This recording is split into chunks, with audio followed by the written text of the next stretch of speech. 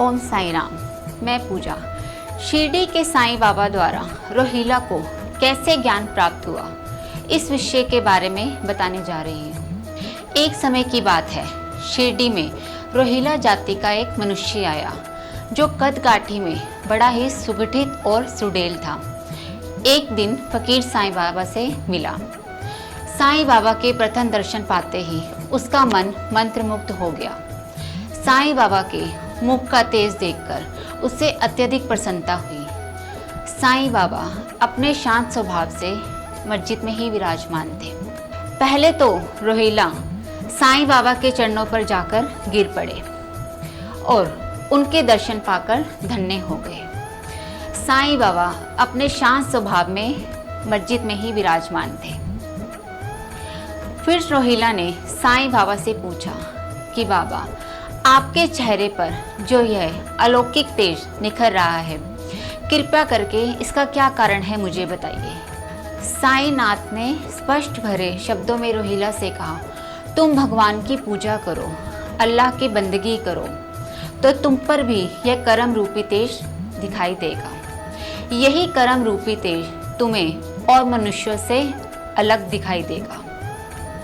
यही क्रियाएं और बंदगी तुम अपने अल्लाह की करो तो तुम पर उनके कर्मों की विलक्षण शक्तियां प्रदान होंगी। तो रोहिला साईं बाबा के इन प्रेम भरे शब्दों को सुनने के बाद कर्कश और तीखी आवाज में जोर जोर से अल्लाह के नारे लगाने लगा, तेज तेज कुरानें पढ़ने लगा। इन सब कर्कश और तीखी आवाजों से ग्रामवासियों को अनेक कठिनाइयों का सामना करना पड़ता। जब वह खेती बाड़ी कर अपने घर की ओर लौट रहे होते, तब उन्हें इन्हीं कर्कश और तीखी आवाज़ों से उनका स्वागत होता। पहले तो बेचारे ग्रामवासी मौन रहे, उन्होंने कुछ नहीं कहा। फिर वह साईं बाबा से भेंट करने गए और उन्होंने साईं बाबा को कहा कि साईं बाबा, ये रोहिला जाति का मनुष्य जो तेज तेज आवाज़ में कुरानें पढ़ता है, अल्लाह के नारे लगाता है, हमारे कार्यों में विघ्न पड़ती है।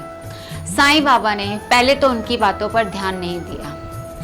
ग्रामवासियों को कहा, तुम अपना कार्य करो, रोहिला को भी अपना कार्य करने दो, मैं उसे समझाता हूँ।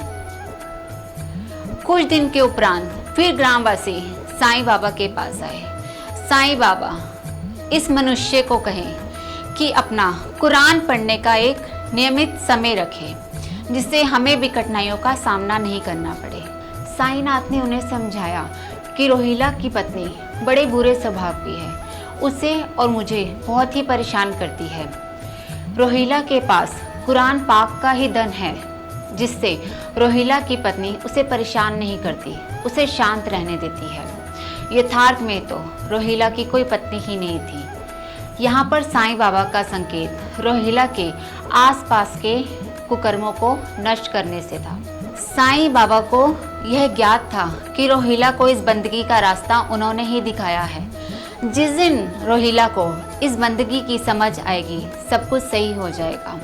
और वह दिन जल्दी ही आया, जब रोहिला को उस बंदगी की समझ आई कि अल्लाह तो हमारे जर्रे जर्रे में है। उसके उपरांत रोहिला ने कर्कश और तीखी आवाज़ों में स्वर करना बंद कर दिया, जिससे ग्रामवासियों की परेशानियों को भी मुक्ति प्राप्त हुई। ओम श्री अनंत कोटि ब्राह्मण नायक राजाधिराज योगी राज परब्रह्मा श्री सच्चिदानंद सद्गुरु साईनाथ महाराज की जय। सबका मालिक एक। ओम साई राम।